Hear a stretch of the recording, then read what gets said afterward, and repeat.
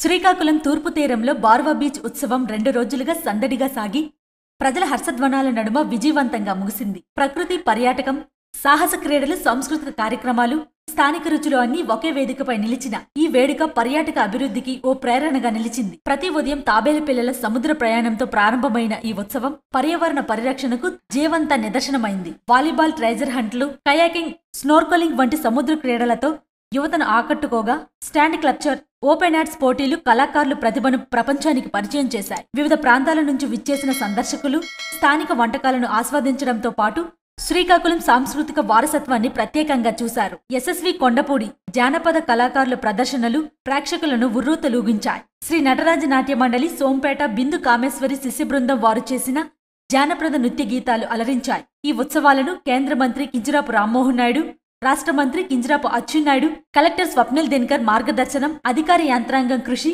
స్థానికుల సహకారం స్పష్టంగా కనిపించాయి. 2 రోజుల పాటు వేలాది మంది ప్రజలు హాజరు.